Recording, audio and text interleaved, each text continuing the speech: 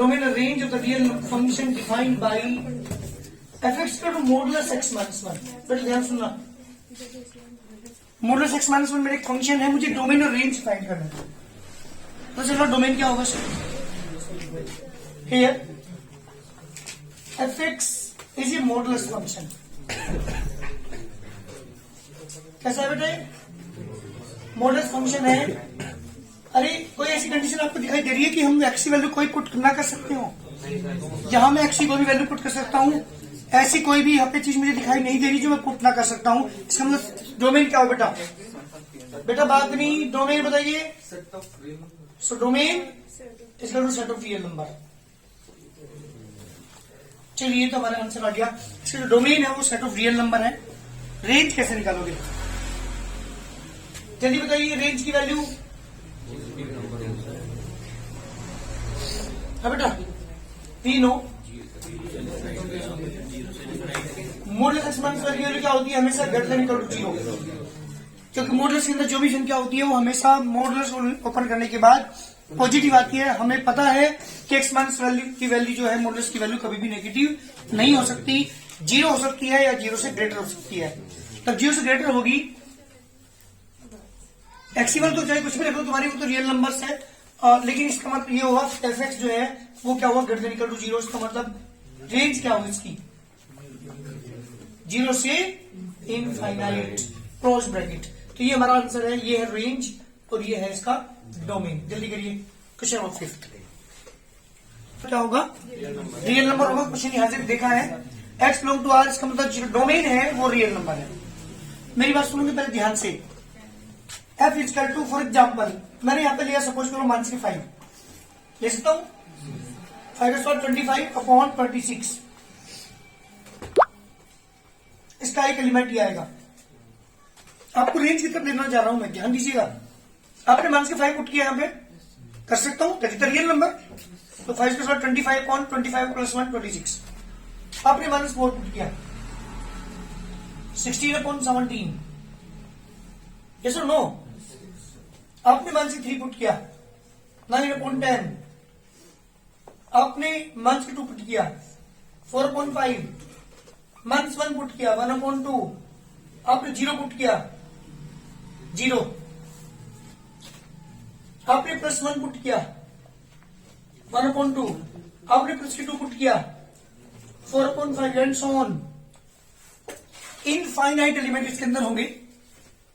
लेकिन मुझे एक चीज दिखाई दे रही है यहाँ पे कि जो बाद वाला एलिमेंट है वो कभी भी 1 नहीं हो सकता। बाद वाला एलिमेंट कभी भी 1 नहीं आ सकता, क्योंकि जो भी ऊपर संख्या रखेंगे उससे ऊपर एक ज्यादा नीचे आएगी, और जब नीचे वाली संख्या ऊपर वाले से ज्यादा है तो ये कभी भी 1 के इक्वल आ ही नहीं सकती। हमेशा क्या होगी? 1 से लेस। सबसे छोटा नंबर क्या दिखाई दे रहा है तुम्हें यहाँ पे? सबसे छोटा 0। इसका मतलब कहां से कहां तक लाई कर रही है? 0 से 1। 1 is open bracket, not close. कभी भी 1 की वैल्यू आ ही नहीं सकती, 1 से हमेशा लेस रहेगी। तो रेंज क्या पता चल रही है? 0 से 1।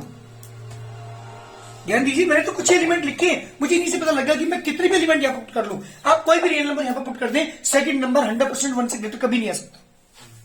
पता है क्यों? क्योंकि ऊपर की संख्या जो भी आप रखेंगे उसके स्क्वायर नीचे उससे ज्यादा आएगी।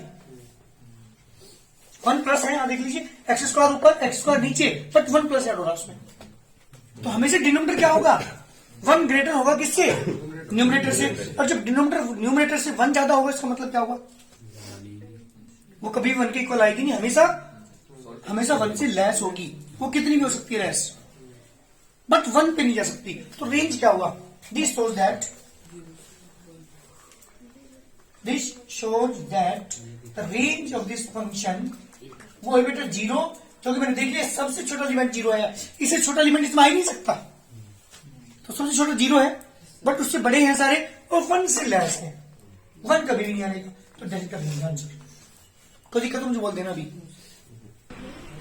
जी। बेटा क्वेश्चन नंबर 7, f और g दो फंक्शन रियल नंबर से रियल नंबर पर है, डोमेन में भी रियल नंबर है, को डोमेन में भी रियल नंबर्स है, और f(x) जो है x+1 के इक्वल है, gx जो है 2x-3 के इक्वल है। हमें निकालना number 1 f plus g, number 2 f minus g, number 3 f upon g। 3 function की वैल्यू आपसे पूछी गई है। नंबर 1 बात कर रहा हूं f प्लस g। जी बेटा f plus g of x means fx plus gx. fx is x plus 1, gx is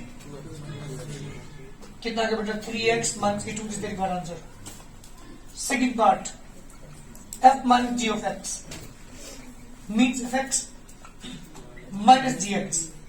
fx is x plus 1, gx is 2x minus 3. Bracket open करेंगे, x plus 1 minus 2x plus 3, g बेटा minus x plus 4.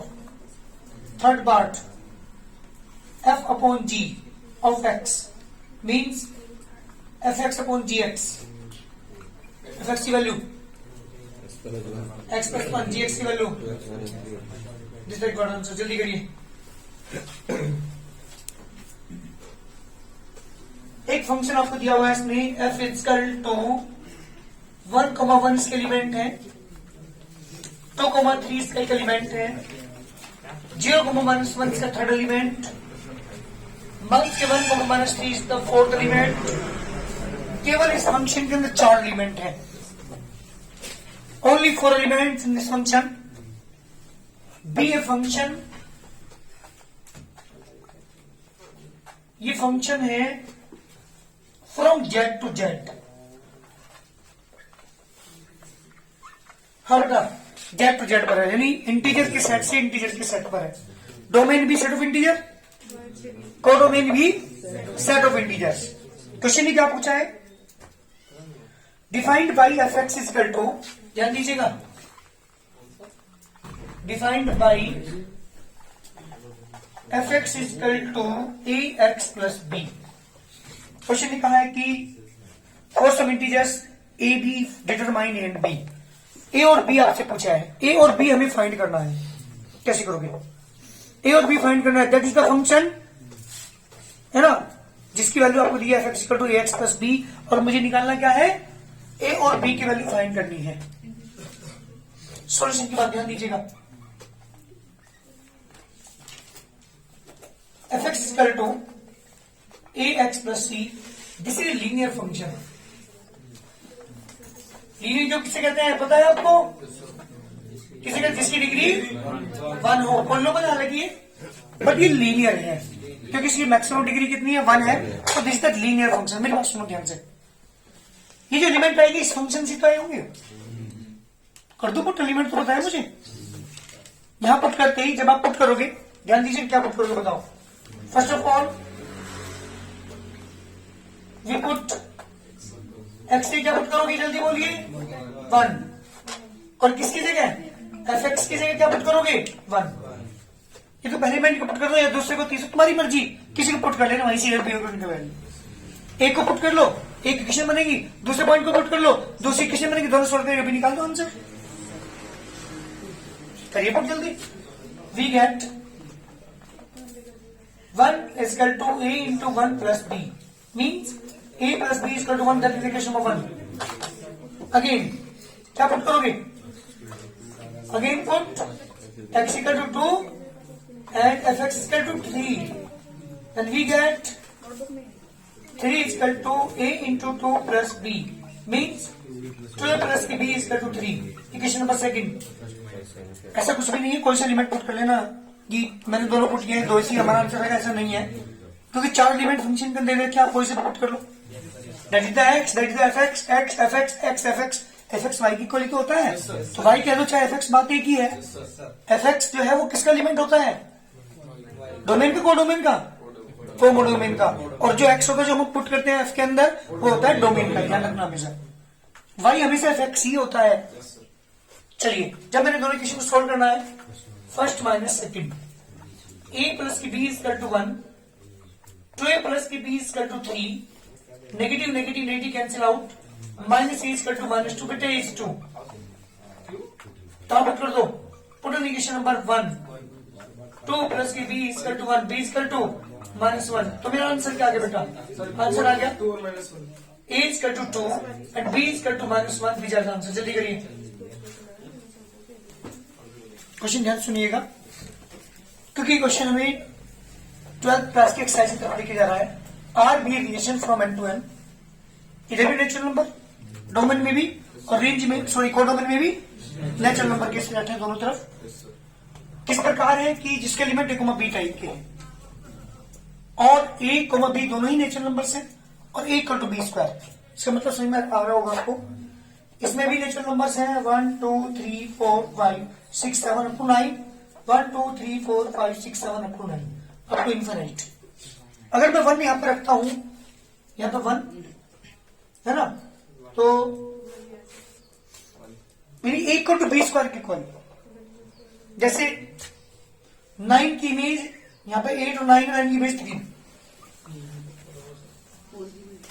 9 किसके equal, इसके square के। इसमें 9 की image किसके लिए है, 3 तो ऊपर है, 3 का स्क्वायर a इक्वल टू मान लो यहाँ पे है, तो 9 की इमेज कितनी जा रही है, देखिए यहाँ पे जब आप 3 लिखेंगे यहाँ पे 3 का स्क्वायर इक्वल टू b 9 के equal, a equal to b square. यहाँ पे 4 है, 4 की इमेज कितनी जा रही होगी 16, 5 की इमेज कितनी जा रही होगी 25, 6 की इमेज कितनी जा रही होगी इधर 36 पे जा रही होगी। इस तरह की हमारे पास इसके अंदर एलिमेंट्स हैं। सुन बेटा यहाँ पे क्वेश्चन पूछा क्या है ट्रू है, 3 चीज ट्रू है क्या। Number 1 a, belong to reflexive condition नहीं है ये। इसका मतलब मुझे प्रूव करना क्या रिफ्लेक्सिव है, दैट इज ट्रू। क्या ये ट्रू है ये तीनों। इसका नंबर 1 प्रॉपर्टी कौन सी है, रिफ्लेक्सिविटी की। रिफ्लेक्सिविटी क्या बताया था कि खुद का रिलेशन खुद के साथ ऐसा ही होना चाहिए जैसा अदर के साथ है। क्या रिफ्लेक्सिव है 1 को छोड़कर, हाँ एक एलिमेंट तो है जो सेटिस्फाई करेगा, बट 1 को छोड़कर और जो एलिमेंट है वो इसके अंदर नहीं है, so this is not reflexive. इसका मतलब फर्स्ट पार्ट ट्रू नहीं है। करने तेरे बाद में समझिएगा क्वेश्चन में क्या पूछा है। Number 2 a, b belong to r, जैसे कौन सा बिलोंग टू r उसमें 9,3 इसके अंदर है नहीं है, तो क्या implies that b, a belong to r। क्या 3,9 इसके अंदर होगा, बिल्कुल नहीं होगा, क्योंकि इसका स्क्वायर इसके इक्वल नहीं होता, इसका स्क्वायर तो 81 होता है। तो दिस इज नॉट ट्रू। इसका मतलब कौन सी प्रॉपर्टी है ये, सिमेट्रिक। ये सिमेट्रिक भी नहीं है। तीसरी चीज की बात कर रहा हूं, तीसरी चीज पे ध्यान दीजिएगा। a, b belong to r, b, c belong to r, then a, c also belong to r। नहीं होगा, ये भी ट्रू नहीं है इसमें। इसका मतलब ना ही रिफ्लेक्सिव है, ना ही सिमेट्रिक है, ना ही ये ट्रांजिटिव है। तीनों मुझे प्रूव करनी है। प्रूव करके दिखाना फिलहाल तो मैंने आपको एक करके बना के दिखाया था रिलेशन को, बट हम प्रूव कैसे करते हैं वो ए और बी की टाइप में करके ध्यान दीजिए कैसे करेंगे। सबसे पहले की बात करता हूं पहली कंडीशन की। जी बेटा फर्स्ट कंडीशन है हमारे पास क्या है, a, belong to r for all a belong to m। जी बेटा मुझे चेक करना ये ट्रू है फॉल्स, लिखे इसमें। यानी कंडीशन किसकी हुई, रिफ्लेक्सिविटी की हुई। रिफ्लेक्सिविटी मुझे शो करनी है। वी नो, लिखे जल्दी करके इसमें। We know every no natural number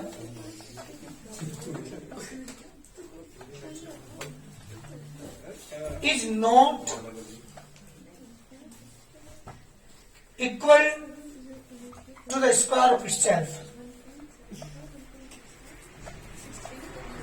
कोई भी नंबर अपने आप के स्क्वायर के इक्वल नहीं होता एक्सेप्ट 1। किसको छोड़कर, 1 को छोड़कर। इसका मतलब this implies a is not equal to a square. कोई भी पहला नंबर अपने के स्क्वायर नहीं हो सकता, किसको छोड़कर, 1 को छोड़कर। जब ये इसके इक्वल नहीं हो सकता इसका मतलब a, does not belong to r, so this is not true, this is false. ये इसके अंदर आ ही नहीं सकता, क्योंकि जब ये a स्क्वायर के इक्वल नहीं होता तो इसके अंदर बिलोंग नहीं करेगा, क्योंकि इसके अंदर तो वही एलिमेंट आएंगे जो इस वाली कंडीशन को सेटिस्फाई करते हैं। सेकंड की बात कर रहा हूं।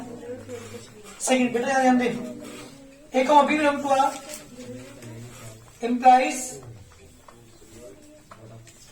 b, a belong to r। जी बेटा मुझे ये वाली कंडीशन दिखानी है कि ट्रू है या फॉल्स है, ये मुझे बताना है। तो इसके लिए लेके चलता हूं, let a, b belong to r।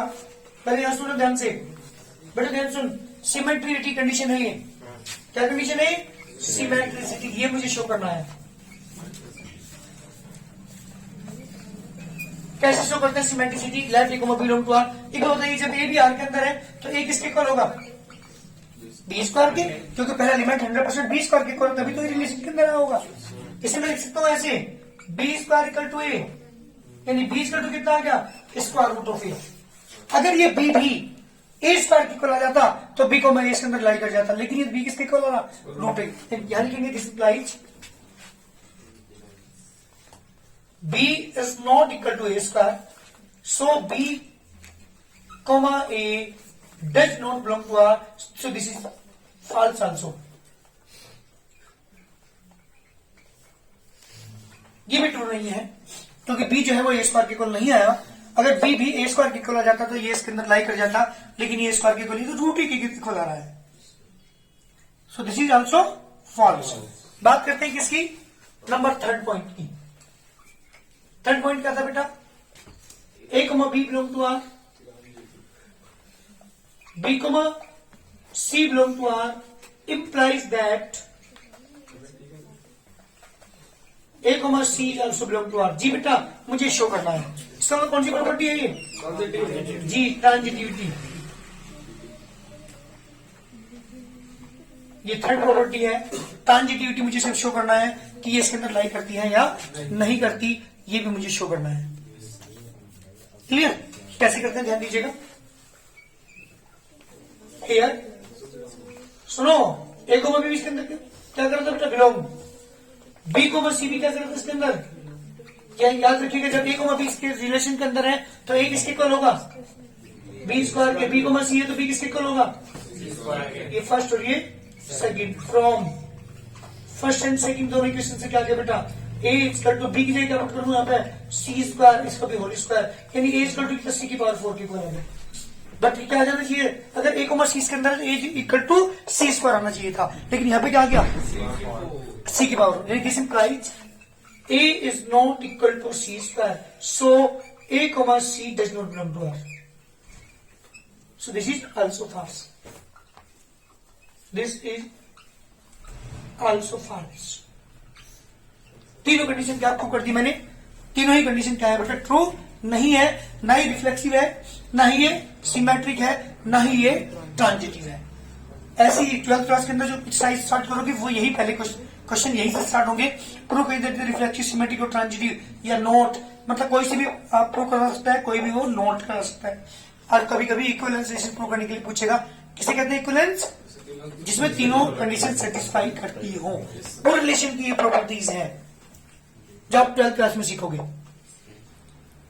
Question number 9, एक सेट इधर रखा है जिसका एलिमेंट है 1 2 3 4, एक सेट बी जिसका एलिमेंट है 1 5 9 9 11 15 16। एक फंक्शन दे दिया जो ए से बी पर है जिसके एलिमेंट है 1 5 2 9 3 1 4 5 2 11। क्वेश्चन ही पूछा number 1, f is relation from A to B.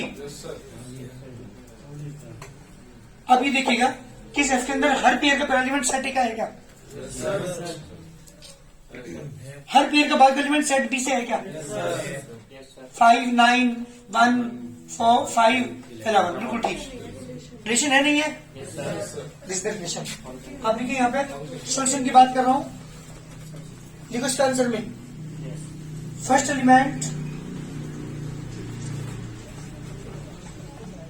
Element of each pair is also belong, हम लोग कर रहे हैं इन सेट ए। हाँ जी, and second element of each pair is also belong in the set B. So F is a relation